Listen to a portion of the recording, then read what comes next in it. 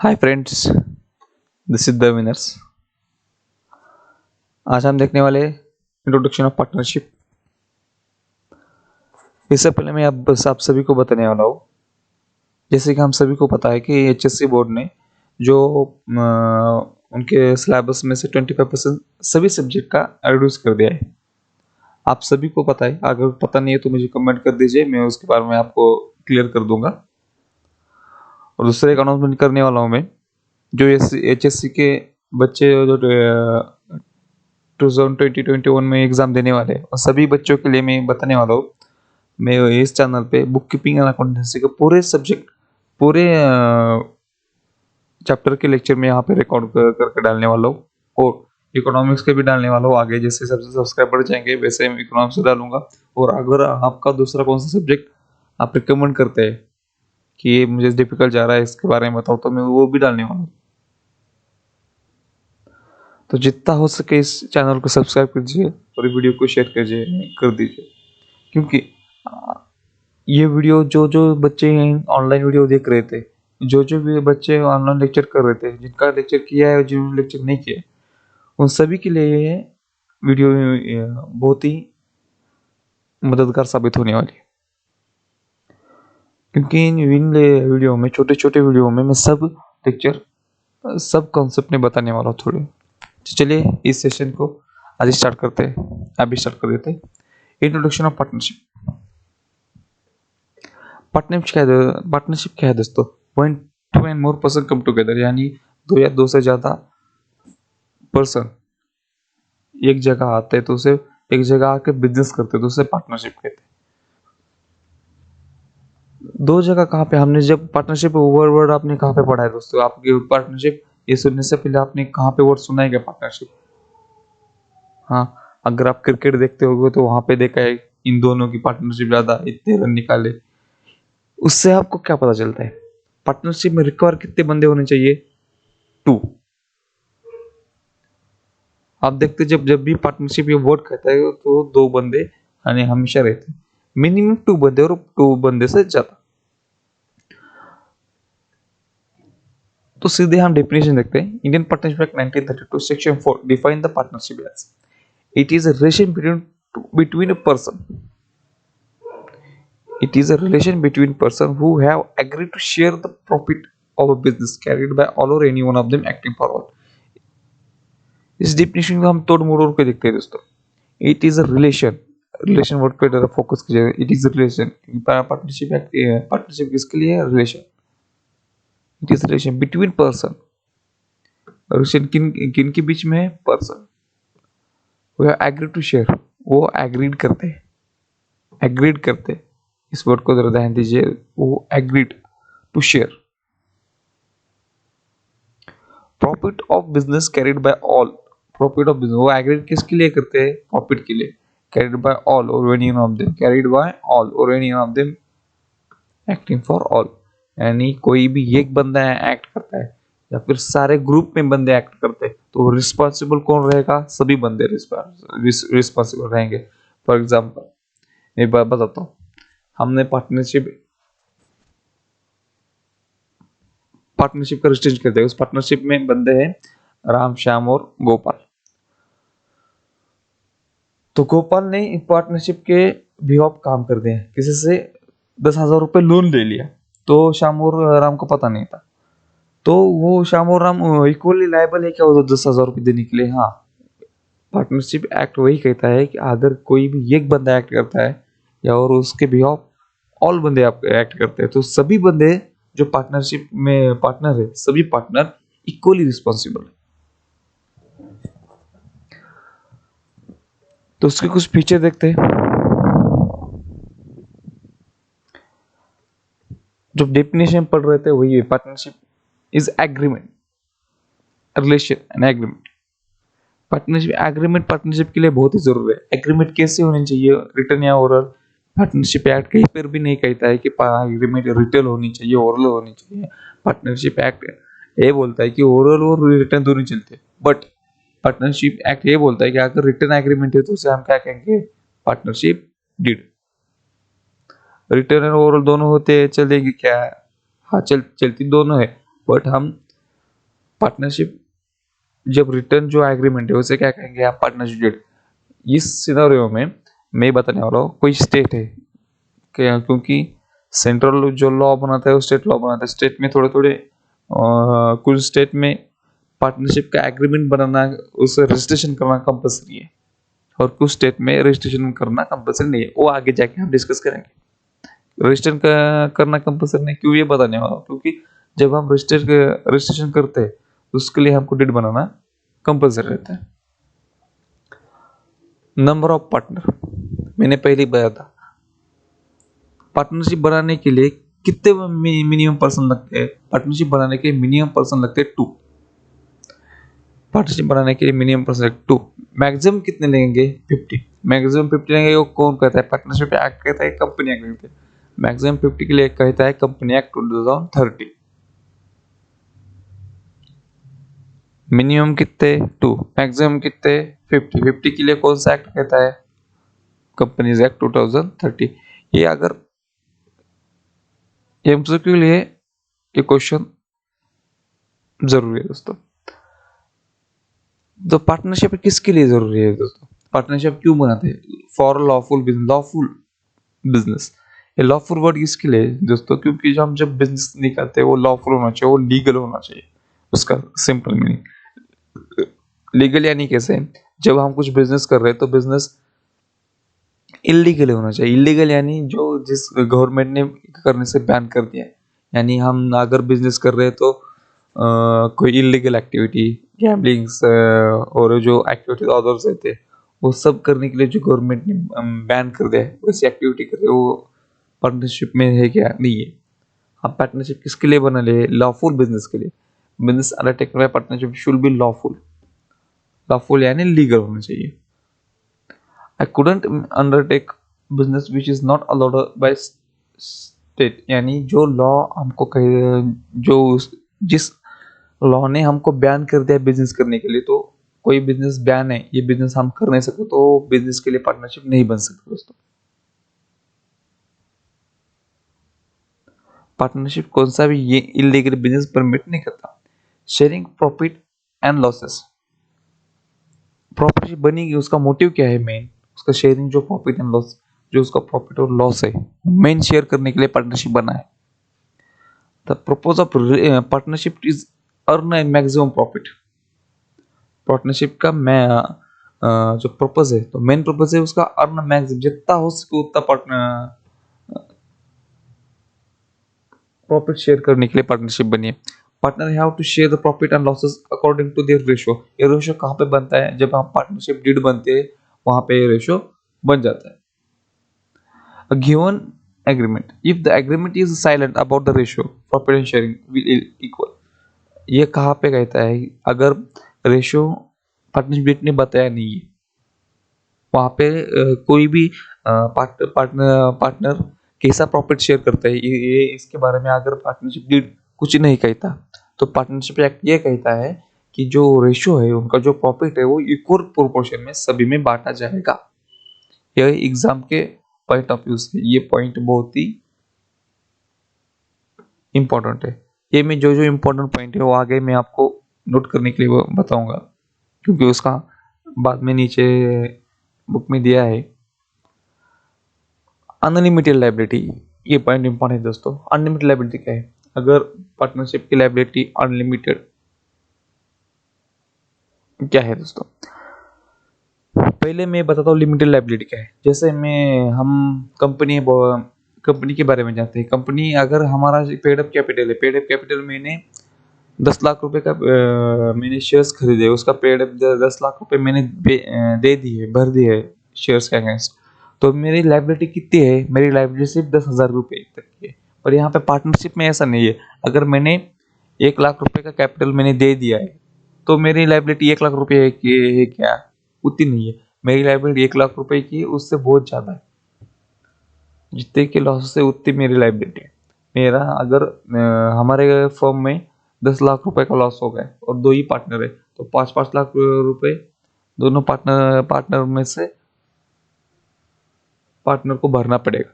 अगर पार्टनर ने 1-1 लाख रुपए कैपिटल, तो पहले 1-1 लाख रुपए कट करेंगे, बाद में उनकी प्राइवेट जो एसेट है एसेट सेल करके पूरा लॉस रिकवर कर देंगे। यानी पार्टनरशिप में अनलिमिटेड लायबिलिटी है। इसका रीजन ये है कि हमको हमारे पूरे एसेट जो पार्टनरशिप जो हमारे ओन जो पार्टनरशिप के खुद के नाम पे एसेट वो सेल करके भी हमको पार्टनरशिप का लॉस भरना है। उसे कहते हैं हम अनलिमिटेड लायबिलिटी। रजिस्ट्रेशन, जैसे मैंने पहले ही बता चुका है, रजिस्ट्रेशन करना एक्ट क्या कहता है, कंपल्सरी है क्या नहीं है। ये स्टेट के बारे में है दोस्तों।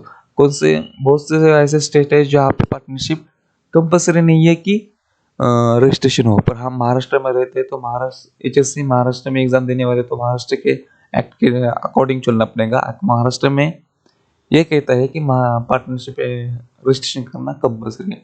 महाराष्ट्र में अगर कोई भी पार्टनरशिप बनती है तो उसको कंपल्सरी रजिस्ट्रेशन करना पड़ता है। अगर रजिस्ट्रेशन नहीं तो वैलिड पार्टनरशिप नहीं। Joint ownership and management, each partner is joint owner of the property of firm.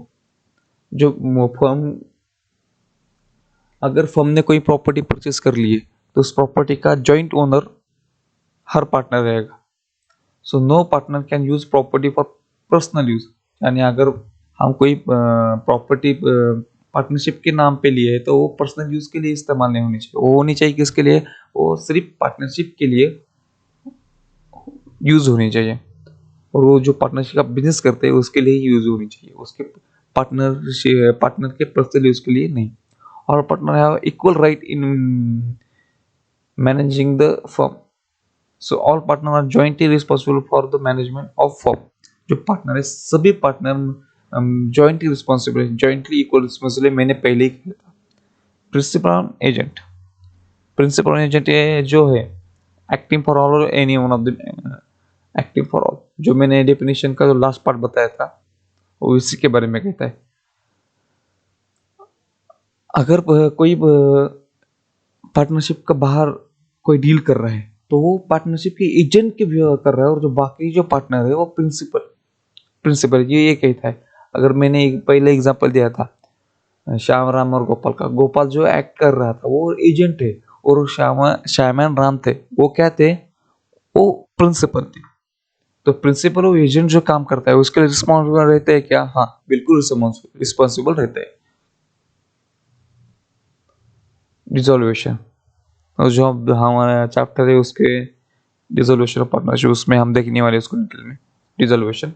तो वापस में एक बार रिवाइज कर देता हूँ आपको। फीचर ऑफ पार्टनरशिप, पहला एग्रीमेंट कैसा होना चाहिए, ओरल रिटर्न दोनों चलेगा।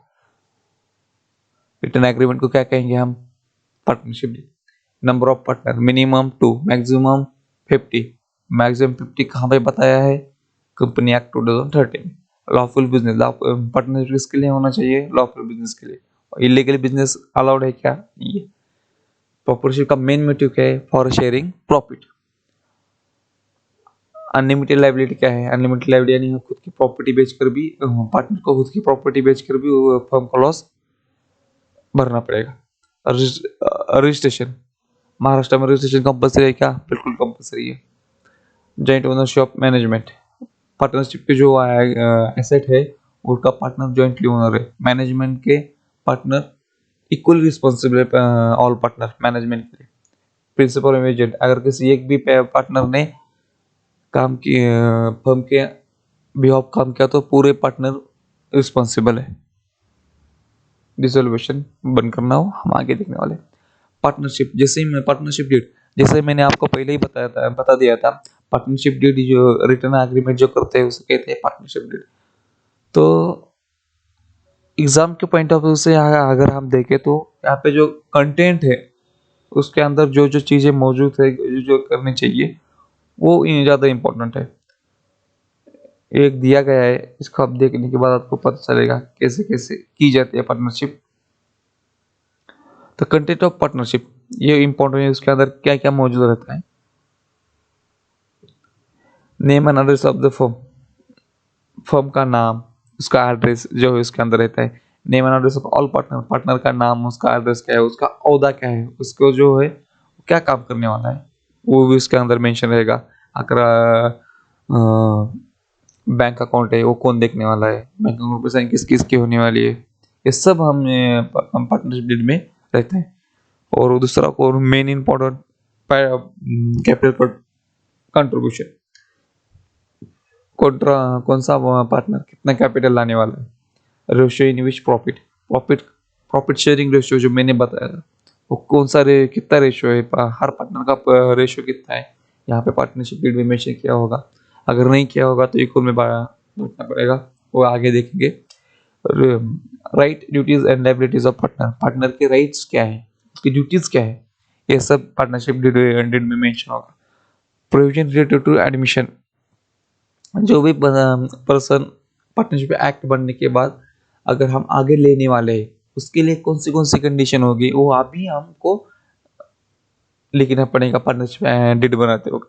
उसका एडमिशन कैसे करना है, उसको रिटायरमेंट करना है तो रिटायरमेंट के बेनिफिट क्या क्या देने हैं, उसकी डेथ होने के बाद उसको क्या क्या देना है, ये सब हम पार्टनरशिप डीड में लिख देंगे।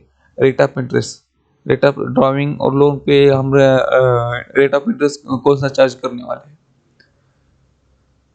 और कैपिटल में अगर देने वाले हैं तो कौन से रेट से हम कैपिटल पे इंटरेस्ट देने वाले हैं, ये सब यहाँ पे मेंशन करेंगे। अगर पार्टनर को हम सैलरी देने वाले, कमीशन देने वाले, तो कौन से बेसिस पे हम कमीशन सैलरी देने वाले हैं, यहाँ पे पार्टनरशिप डीड पे वो मेंशन होना चाहिए। अगर यहाँ पे सैलरी और में मेंशन नहीं है तो हम दे सकते हैं क्या, बिल्कुल नहीं दे सकते, वो आगे देखना है। Settlement of account of dissolution of the firm, settlement of account कैसे करने वाले, ये सब यहाँ पे पार्टनरशिप डीड में मेंशन रहेगा। Method of settlement of dispute among the partner, कौन सी मेथड है, मेथड कौन से रहे, दो मेथड रहते हैं दोस्तों।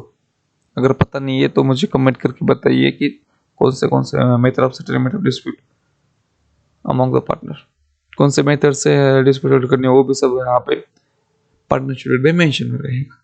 Any other matter relating to conduct of partner,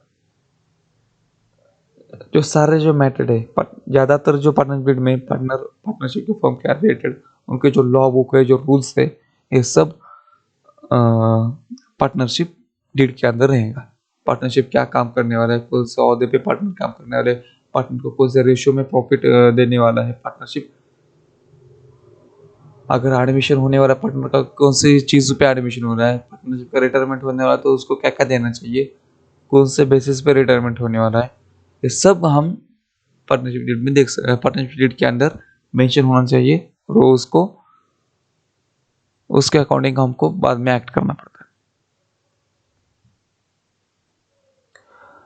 provision Indian Partnership Act 1932, ये प्रोविजन बहुत ही इंपॉर्टेंट दोस्तों। अगर पार्टनरशिप डेट कहीं पे साइलेंट है, ये इंपॉर्टेंट इसलिए बता रहा हूँ मैं दोस्तों, ये जो प्रैक्टिकल प्रॉब्लम करते हैं तो इन प्रोविजन का हमें बहुत ही ज़्यादा फायदा होने वाला है। तो आपने इसको स्टार मार्क करके इसको अगर कहीं पे नोट कर लिया तो बहुत ही ज़्यादा आपके लिए फायदेमंद होंगे ये चीज़ें, क्योंकि जो आप पार्टनरशिप पढ़ रहे हैं अगर प्रॉब्लम कर रहे हैं, इसके ऊपर हिडन एडजस्टमेंट रहती है। डायरेक्टली बताया नहीं जाएगा कि आपको पार्टनरशिप का इक्वल से बांटना है, ये करना है, डायरेक्टली रेशियो नहीं दिया जाएगा, डायरेक्टली अगर इंटरेस्ट का रेट नहीं दिया जाएगा तो आपको याद आना चाहिए कि अरे अगर रेशियो नहीं दिया तो इक्वल में बांटना है, अगर यहाँ पे रेट नहीं दिया तो हमको 6% से करना है। तो इसके लिए हमको ये नोट करने के लिए बहुत ज़रूरी है। अगर कहीं पे आप नोट करके रख सकते हो तो ये बिल्कुल कर दीजिए, ये बहुत इंपॉर्टेंट है क्योंकि इसके ऊपर जो क्वेश्चन आने लगे गूगली भी क्वेश्चन आ सकते हैं इसके ऊपर। तो पहला पॉइंट है distribution of profit. If partnership partner मैंने पहले ही बता दिया था, तो partnership deed is silent about ratio profit sharing. अगर प्रॉफिट शेयरिंग का रेशियो अगर पार्टनरशिप डीड के अंदर बताया नहीं गया, अगर वो साइलेंट है, कुछ भी बात नहीं करती पार्टनरशिप रेशियो के प्रॉफिट रेशियो शेयर करने के बारे में, तो हमें प्रॉफिट कैसा शेयर करना चाहिए, हमें प्रॉफिट शेयर करना चाहिए इक्वल, हमें प्रॉफिट शेयर करना चाहिए इक्वल। इक्वल प्रॉफिट कब शेयर करना चाहिए, अगर पार्टनरशिप डीड साइलेंट है तभी। अगर पार्टनरशिप साइलेंट नहीं है, अगर पार्टनरशिप डीड जैसा कहती है वैसा रेशियो से प्रॉफिट शेयर करो। अगर जब पार्टनरशिप डीड ही साइलेंट है तभी इक्वल रेशियो में प्रॉफिट और लॉस डिस्ट्रीब्यूट करो। दूसरा पॉइंट क्या है, इंटरेस्ट ऑफ ड्राइविंग। ड्राइविंग के ऊपर इंटरेस्ट होना चाहिए नहीं होना चाहिए, अगर होना चाहिए तो कितना रेट में होना चाहिए, ये पार्टनरशिप ये सारी बातें हमको डीड में लिखनी चाहिए। अगर डीड साइलेंट है तो हमको पार्टनरशिप एक्ट 932 के according if the date of drawing is not given in the average of 6 month, drawing अगर 6 मंथ से ज़्यादा अगर नहीं दी तो interest is charge as drawing, तो ड्रॉइंग के ऊपर इंटरेस्ट चार्ज करना पड़ता है हमको। चार्ज कब करना पड़ता है? अगर 6 मंथ से ज़्यादा हमने अगर ड्रॉइंग नहीं दी तो हमको इंटरेस्ट चार्ज करना पड़ता है। तो इंटरेस्ट चार्ज कितना करना पड़ता है? इंटरेस्ट पहले जाना है हमको पार्टनरशिप डीड की। अगर डीड में एंट्री, अगर डीड में रेट है तो उसी रेट से हमको देना पड़ेगा। अगर डीड में रेट नहीं है तो हमें 6% पर annum से इंटरेस्ट देना पड़ेगा। और ये इंटरेस्ट सिंपल इंटरेस्ट है दोस्तों, कंपाउंड इंटरेस्ट नहीं है। ये कहीं पे मेंशन कर दीजिए। इंटरेस्ट ऑन कैपिटल, अगर पार्टनरशिप डीड में कहा है कि इंटरेस्ट ऑन कैपिटल देना चाहिए तो हमको उसी रेट से देना है। अगर पार्टनरशिप डीड साइलेंट है तो हमें इंटरेस्ट ऑन कैपिटल देने की कहीं भी जरूरत नहीं है। ऐसा कौन कहता है? ऐसा पार्टनरशिप एक्ट कहता है दोस्तों। अगर है तो दे दो। अगर पार्टनरशिप डीड के अंदर मेंशन है कि पार्टनरशिप कैपिटल के ऊपर इस रेशियो से हमको कैपिटल के ऊपर इंटरेस्ट पेड करना है तो पेड करना है, जरूर पेड करना है। अगर नहीं मेंशन किया तो हमको देने की बिल्कुल जरूरत नहीं है। सैलरी और commission of to partner, salary और कमीशन टू पार्टनर, इसके में वही बता दो दोस्तों। अगर पार्टनरशिप डीड में बताया गया है सैलरी और कमीशन देना है तो देना है। अगर नहीं दिया है, बताया है कि साइलेंट है, तो बिल्कुल देना नहीं है। डीड में है तो दो, डीड में नहीं है तो मत दो, वो वैलिड नहीं है। Admission of new partner. As a provision of Indian Partnership Act 1932, no outside the person can be admitted into the firm as a partner without the consent of other partner. यानी अगर new partner आने वाला है, अगर सभी partner उस new partner आने के लिए सभी पार्टनर ने कंसेंट दे दी है, अगर सभी पार्टनर सहमत है कि नया पार्टनर जो आने वाला है उसको हम एडमिट करने वाले हैं, तभी नया पार्टनर पार्टनरशिप में आपके पार्टनरशिप एग्जिस्टिंग पार्टनरशिप में आएगा। अगर सभी पार्टनर नहीं आए, किसी एक ने भी, अगर 5 पार्टनर है, एक पार्टनरशिप के अंदर 5 पार्टनर है, चार पार्टनर चार पार्टनर ने कंसेंट दी है कि जो नया बंदा आने वाला है उसको हम ले लेंगे, वो अच्छा है काम के लिए और उसको हम लेने वाले। अगर पांचवें पार्टनर ने नहीं दिया है तो जो नया बंदा लेना है कि उसको नहीं लेना है, तो पार्टनरशिप एक्ट कहती है कि उसको नहीं लेना है। अगर सभी सहमत है, सभी पांचों के पांचों यानी जितने पार्टनर है उतने सभी पार्टनर ने कंसेंट दी है कि नया बंदा हमको पार्टनरशिप में लेना है, तभी हमको उसको एडमिट करना है। अगर नहीं, सभी पार्टनर ने नहीं दिया तो हमको एडमिट करना नहीं है। तो ये पॉइंट बहुत इंपॉर्टेंट है। जैसा डिस्ट्रीब्यूशन ऑफ प्रॉपर्टीज को नोट करके कहीं पे रख लो। अगर डी में बताया गया है तो उस रेशियो के अकॉर्डिंग चलना है हमको। अगर नहीं तो इक्वल रेशियो में जाना है। Profit distribution, interest on drawing पहले डीड में बताया है तो उतनी इंटरेस्ट ड्राइंग देना है। अगर नहीं बताया डीड में तो अगर 6 मंथ से ज़्यादा, यहाँ पे कंफ्यूज है, यहाँ पे एक कंडीशन दी है, अगर 6 मंथ से ज़्यादा अगर आपका ड्यू है ड्राइंग, तभी आपको ड्राइंग पेड करनी है। वो भी कितने रेट से? 6% पर annum सिंपल इंटरेस्ट से। यहाँ पे बताया नहीं, फिर भी मैं बता रहा हूँ कि सिंपल इंटरेस्ट से, कंपाउंड इंटरेस्ट से नहीं। इंटरेस्ट ऑन कैपिटल, अगर कैपिटल पे इंटरेस्ट देना है, पेड करना है आपको पार्टनरशिप को, तो कौन से रेट से पेड करेंगे? अगर डीड कहता है कि ये रेट है, इस रेट से आप कैपिटल पे इंटरेस्ट पेड करना है हमको, तभी हम पेड करेंगे। अगर कैपिटल में नहीं कहा गया कि इस रेट से हमको, कैपिटल में कहीं पर पार्टनरशिप में कहीं पर ये मेंशन नहीं किया कि हम कैपिटल पे इंटरेस्ट पेड करना है, तो हम इंटरेस्ट नहीं पेड करेंगे। Salary commission to partner, salary और कमीशन पार्टनर देना है क्या? अगर पार्टनरशिप डीड में मेंशन है कि हमको इन चीज़ों पे सैलरी कमीशन देनी है, इन पार्टनर को सैलरी कमीशन देनी है, तभी हमको दे सकते हैं रेम्यूनरेशन है, तभी हम दे सकते हैं। अगर पार्टनरशिप में मेंशन नहीं है कि हमको सैलरी और कमीशन देना है क्या पार्टनर को, कहीं पे भी ये लिखा नहीं है कि हमको सभी पार्टनर को सैलरी कमीशन नहीं देना है या नहीं देना है, तो हम उसको बिल्कुल नहीं देंगे।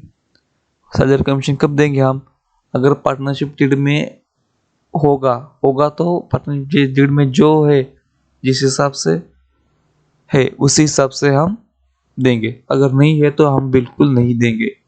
ये सारे पॉइंट आप कहीं पे नोट डाउन करके रख दीजिए, क्योंकि ये सभी पॉइंट आप जो प्रैक्टिकल प्रॉब्लम करने जाएंगे आगे, तो सभी पॉइंट को कहीं किसी ना किसी प्रॉब्लम में रेफरेंस में आपको मिलेगा।